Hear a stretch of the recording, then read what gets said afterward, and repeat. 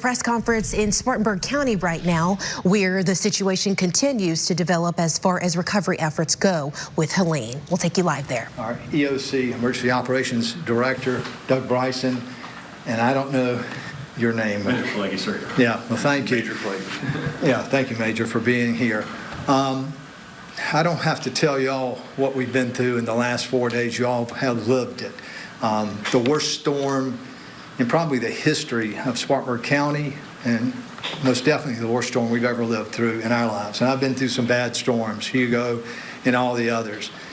You have winds of over 70 miles an hour. That just did damage that we weren't even expecting. But this great team that we have behind us, along with Cole Alverson and the county team, have done remarkable things, with the curveball thrown at us. So we're on it. We're working as hard as we can. We've had everybody have made contact, our state senators, our House members, working with the governor's office, you name it, FEMA. We're trying to do everything we can to get relief to our residents in Spartanburg County. And we're going to do that. And with that said, I'm going to turn it over to Doug Bryson to talk about what's going on. Thank you, sir. Good afternoon. Again, my name is Doug Bryson, B-R-Y-S-O-N. I'm the Director of Emergency Services for Spartanburg County. I want to start off by first giving our heartfelt prayers and thoughts to all the families across Spartanburg County that have lost loved ones, as well as the state of South Carolina and also Western North Carolina, where the catastrophic events are still unfolding up there, and there'll be many, many more victims up there. So this entire storm has cost a lot of lives. Spartanburg County, along with the state of South Carolina, remain under a state of emergency. What that does for us from the county level, that frees up some internal resources, some emergency procurement, and some policies that are relaxed for us to accomplish what we need to accomplish. It also allows us to use the federal, what's called IPAWS and WEA, Wireless Emergency Alerting and Integrated Public Alerting wireless system. Those are the alerts that you get on your phone automatically that you don't have to opt into. It comes with the tone, and then you see a full screenshot of the message. That is through Department of Homeland Security and FEMA, and it's just easier for us to access that if we are under a state of emergency. So we will continue to push those messages out because those hit all the cell phones in Spartanburg County. As Councilman Britt alluded to, we have a fantastic team here. This easily and very quickly exceeded our capabilities from the county standpoint. So that's why we were quick to reach out Friday. Even as the storm was still ongoing, we were requesting assistance. Some of those are the under emergency services, our county emergency management team, who coordinates all these activities through our operations center here. They coordinate, they're coordinating well over 100 different entities and people that are working with us every day, and also with our public works crews. Spartanburg County 911, they are our true first responders who have been absolutely critical at this time. They faced some challenges with some loss of 911. They relocated to our alternate 911 center here at our EOC, and we're able to continue dispatching all the public safety and emergency services agencies in the county flawlessly. Spartanburg County Sheriff's Office, who supports us by responding to calls, helping with damage assessment, traffic control.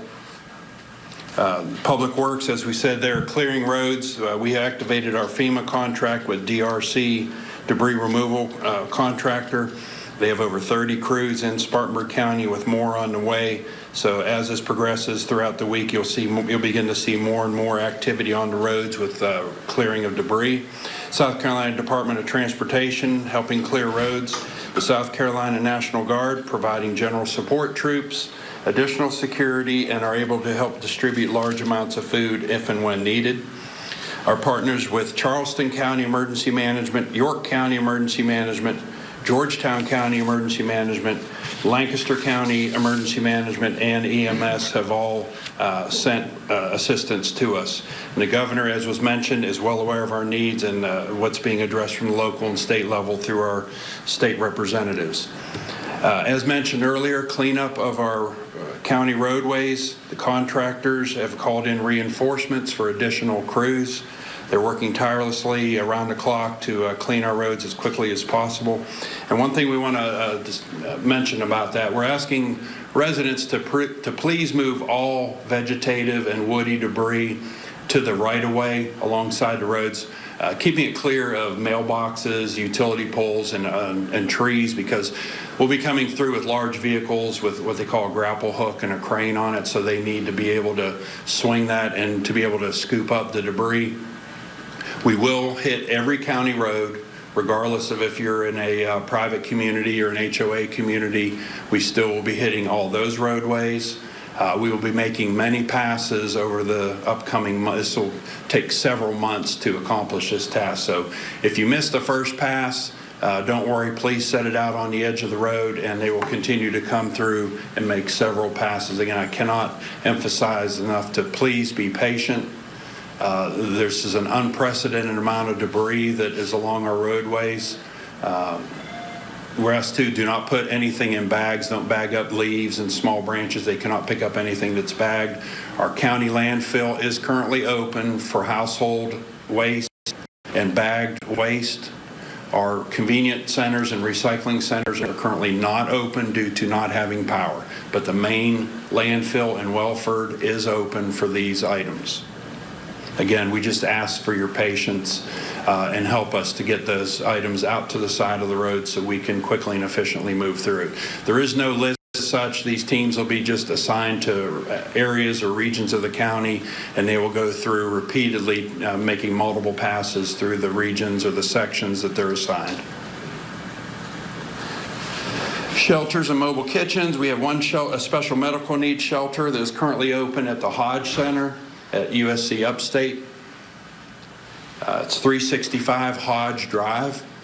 We opened that in conjunction with Spartanburg Medical Center. Those are for people that have things such as oxygen generators, mainly very minor medical equipment, home medical equipment where they may not have power. We do have extra oxygen tanks there should they need to switch those out. That will remain in place as long as necessary. We had a general population shelter there, but we felt it was best to relocate that. The general population shelter will be open within the next couple of hours at High Point Academy at New Cut Road and I-26. More information will come out when that is open. We will also send that out to the public. That will be a public shelter that will accept pets as well. It is a pet-friendly shelter. You have food, water, cots, restrooms, all your basic needs, and we have the ability to house up to 500 people there. That will remain open as long as necessary. What else? We do have what we call a pod, point of distribution, that will be opening later today. We'll give that information out. It'll have bottled water and MREs.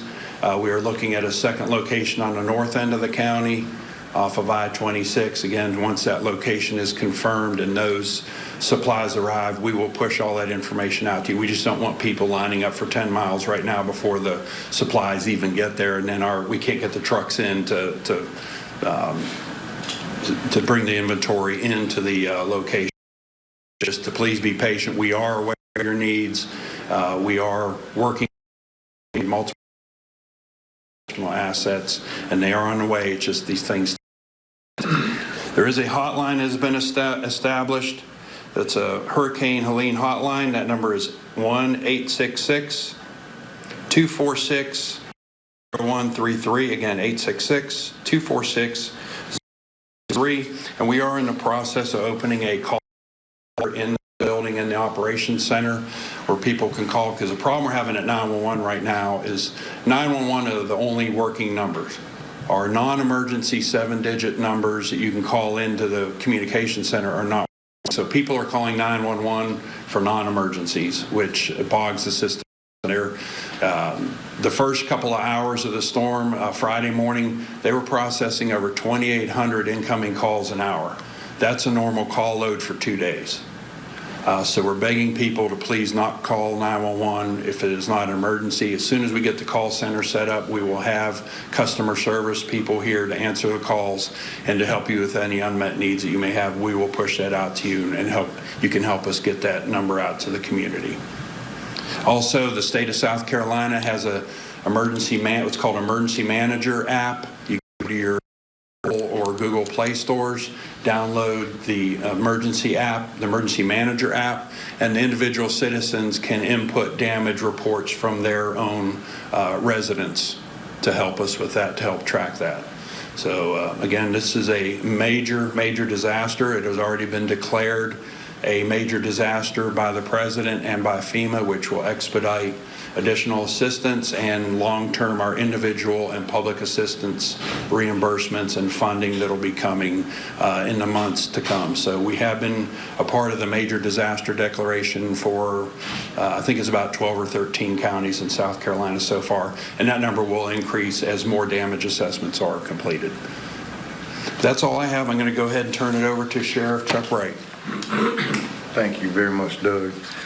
Well, good afternoon, everybody. First of all, I want to remind everybody that we are in the presence of some of the best people that know how to do their job. I mean, everything that we've asked or thought about doing, Doug and Robbie were 2 steps ahead of us.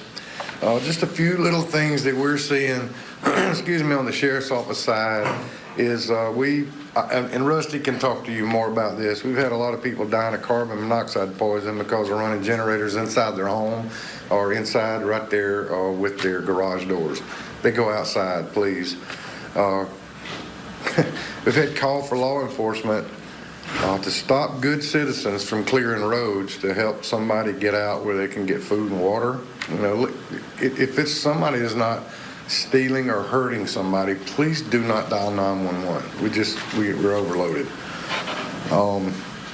There's been a lot of self-medications as far as drinking and stuff like that goes. So, you know, please stay in your own home. Don't bother your neighbors. There's still a lot of dangers that still exist between down power lines and non-functioning traffic lights.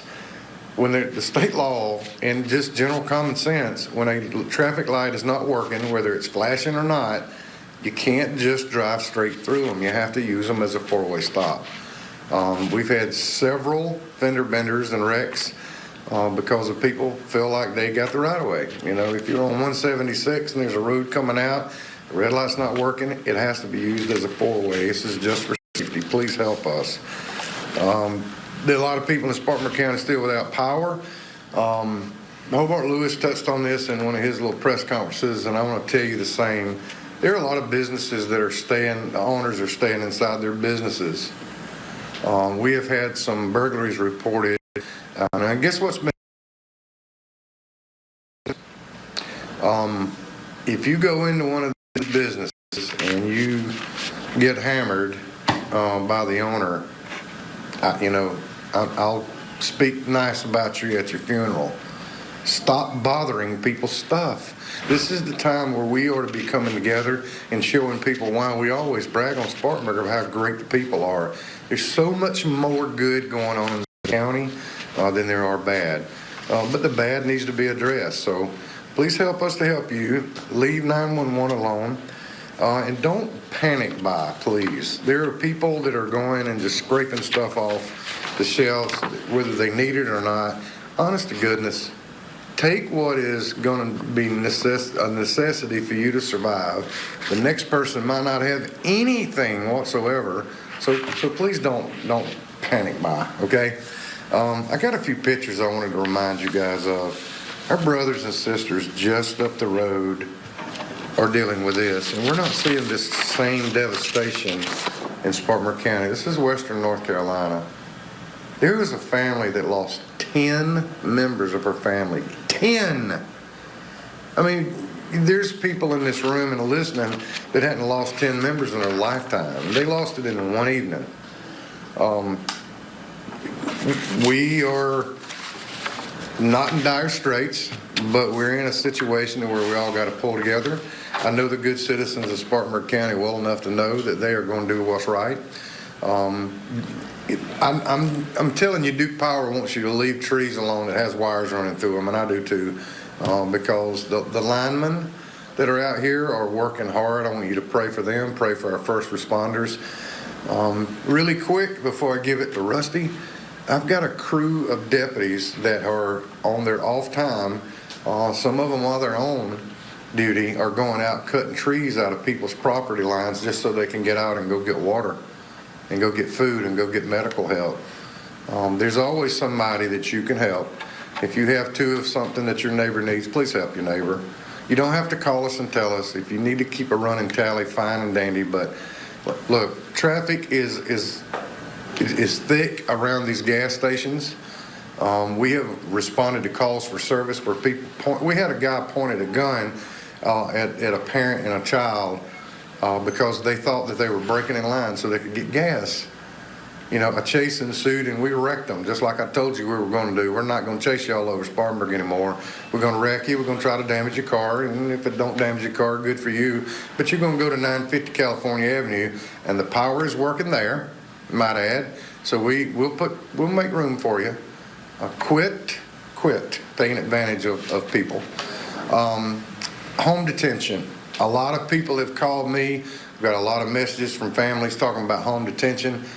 We do expect the people that are on home detention to realize that you've been cut a break, but you don't have to come and report. We know the ankle monitors are going crazy, so just give us a week until we get back to some type of normal.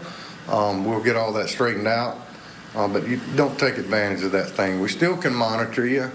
We're just not doing anything as far as you moving around because we understand that this is an emergency, and you know we don't want you to sit around and not let your mom or your dad be without food and water because you don't want to violate the law, okay? So do the minimum, do the right things, keep praying for everybody. I got tons of stories I could stand up here and tell you about how great things are working in our community. You know what I noticed? Nobody cares what color you are or who you voted for in the primary. They see a neighbor needing help and they're taking care of that. So I want you to don't dial 911 when you got some of these old country boys out there with a chainsaw and a pickup truck trying to clear your road off for you. That's not a 911 call anyway. So if you have any questions, I'll try to answer them or turn it over to Rusty, either way. Okay, thank you.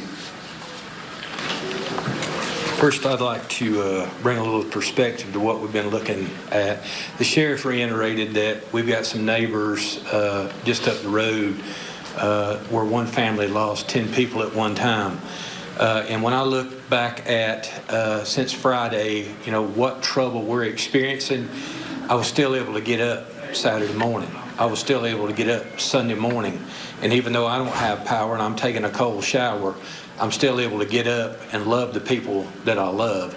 That family can't, and I can direct you to 6 families within our county that can't do the same thing. So when I think about hardship and other stuff, I'm not immune to that, and nor is anybody else.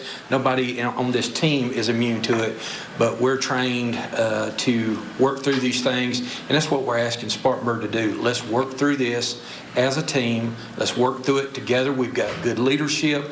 We've got good support in our council members. Everyone is pulling together and doing what we're supposed to do.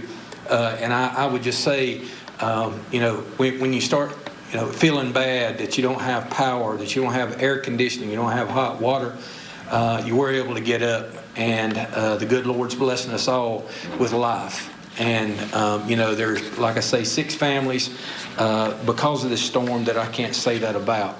So I'd like to bring a little perspective to that. We want to reiterate, there's no need for fear or panic. Again, we talk about being a team. Be courteous, take a breath, take another moment. When that fear or that anger jumps up in you, the sheriff's running calls right and left. You know, I reported just a little bit ago about a triple homicide that happened Friday evening. I will be reporting soon when I get a name on an individual that was in the middle of Highway 9 last night and ended up getting struck, and they're no longer with us. We're having, you know, other instances where people that are outside the hospital system that are sick with hospice needs, the hospital out to these folks. So my office is actually going out, helping these families and helping them transition to their needs within the community. So again, I've got a small office doing a big job. Sheriff's got a big office doing an even bigger job with Spartanburg. We just ask that you come together, kind of join arms with us. He also reiterated about checking on your neighbor. I will tell you that in speaking with my mother this morning, she was without power. She just got power a moment ago. She was texting me to let me know, but her neighbors reached out to her and brought her hot coffee. She hadn't had hot coffee. She was so thankful for a cup of hot coffee this morning. She was just beside herself that she was able to get hot coffee. Small blessings, ladies and gentlemen, take us a long way. And reaching out with a little bit of kindness to your neighbors and friends will go a long way in helping us recover here. We're doing everything we can. Again, I'd like to thank my team. Again, I talk about a small office, but every one of them have pulled together. They usually take calls a specific time of the month. Everybody's on call. Everybody's answering calls. We're helping everybody out. Just be so we can get to you here when they. We will be. I will say this. This county is incredibly resilient. I deal with tragedy day in and day out, and the community always seems to come together.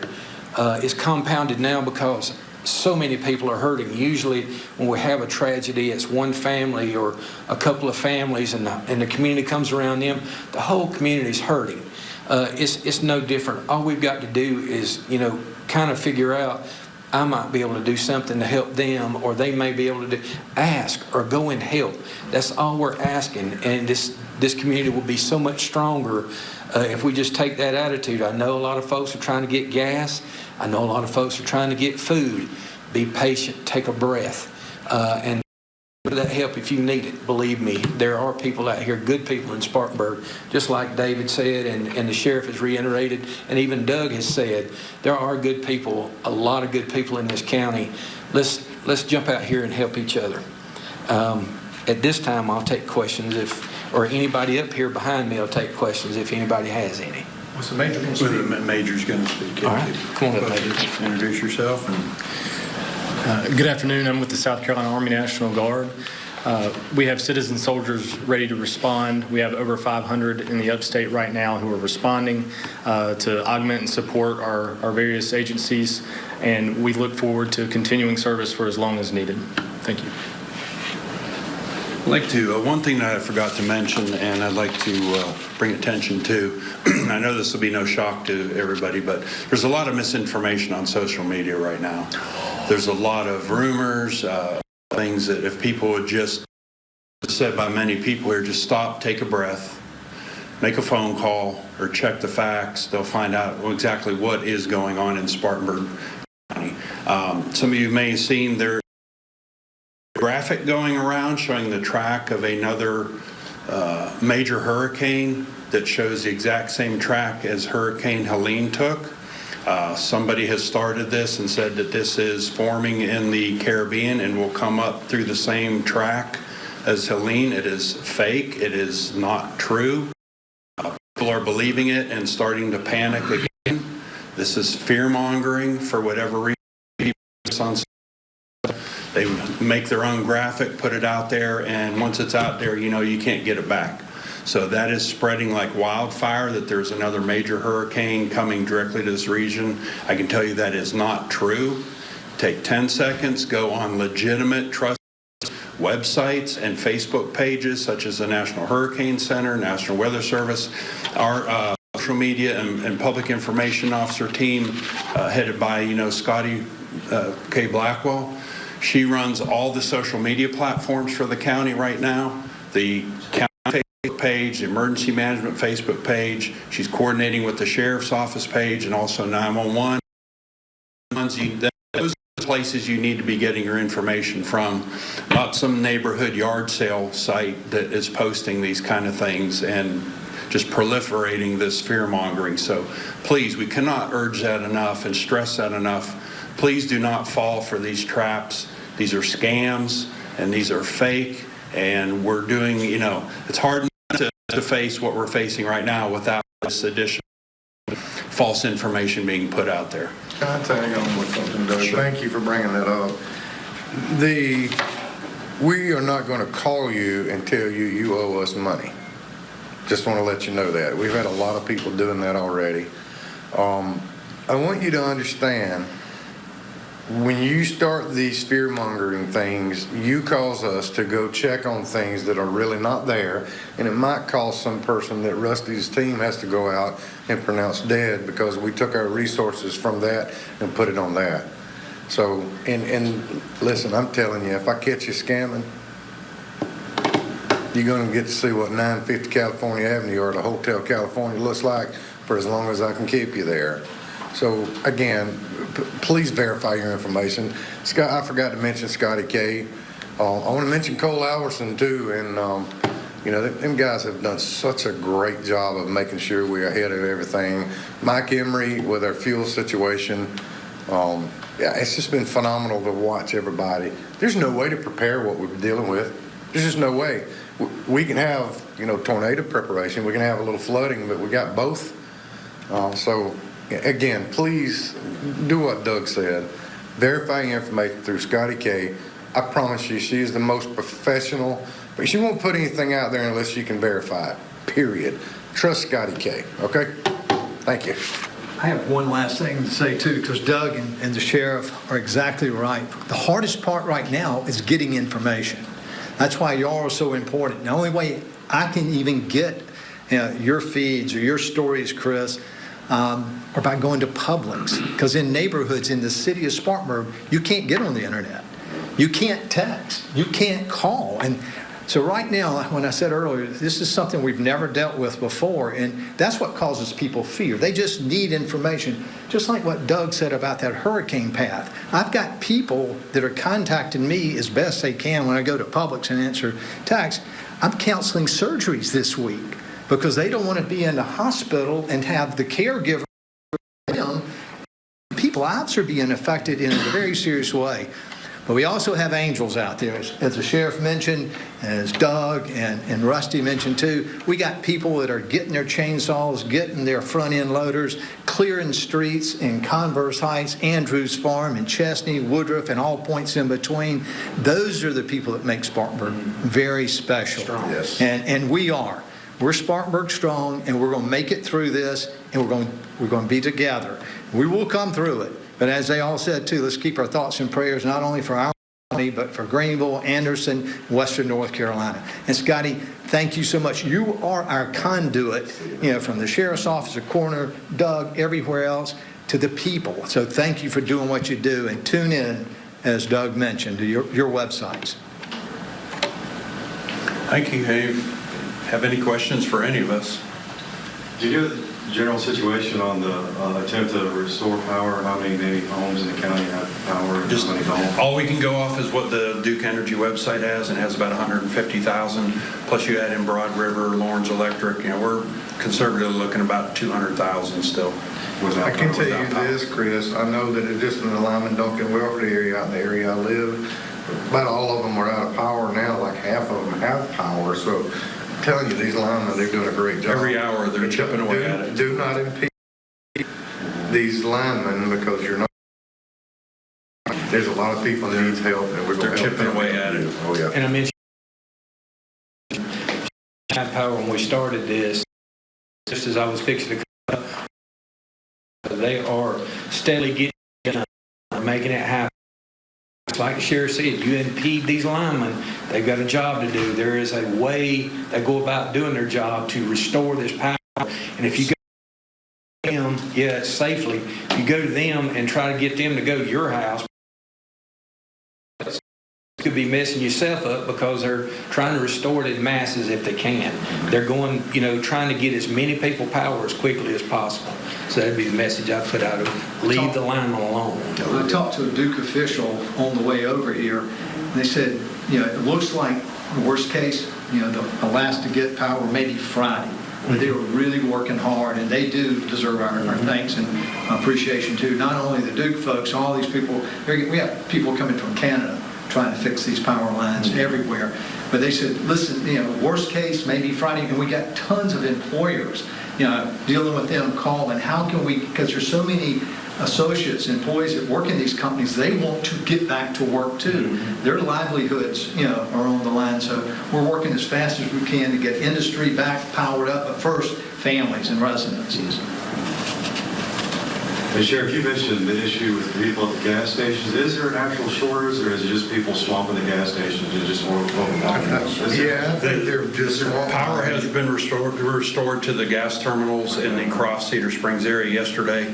There's a steady line. I've gotten pictures of the tanker trucks that are being filled.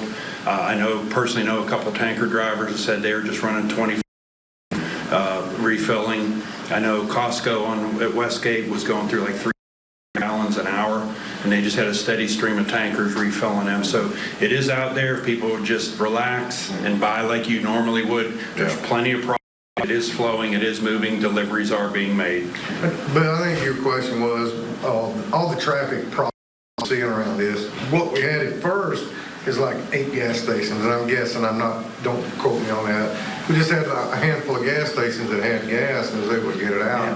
And power, and everybody was flocking to that. So it's relieving itself a little at a time because of these linemen that are out there doing their thing. So well, what we're seeing too is gas stations may have gas but no power. So they don't have any way to pump it out. Gas stations that have power didn't have gas. So they're working through that, trying to prioritize the ones that do have power. So. I just have one question. I know you kind of touched on this a little bit. We were out in a neighborhood earlier this morning, and everybody was cleaning up debris, and they didn't know what the proper etiquette, I guess, was. So could you just reiterate, again, for people cleaning up debris, the biggest things that they should know as far as how to distribute and how to dispose of it? Just get all woody or vegetative debris to the between the pavement and their property line. Pile it up there, keep it away from the mailbox so that when the mail service does start back up, they can access that. Yeah, he's got this big closet. Pile it up. They got a crane with a big scoop, and they'll start. The huge dump trucks will be coming through, and they'll make multiple passes. So whatever they can get, no household debris, no appliances, no white goods, electronics. Just strictly woody and vegetative debris that has come down from the storm. Get it to the side of the road, and we will come pick it up free of charge. Perfect. Thank you. I know you all are talking about people not panicking and having fear. Have you seen an uptick in people stealing generators? And how are you all handling that? There's none to steal. Yeah. Unless there's ones at houses that they're stealing. Yeah, well, we've done an or two, but not this mass.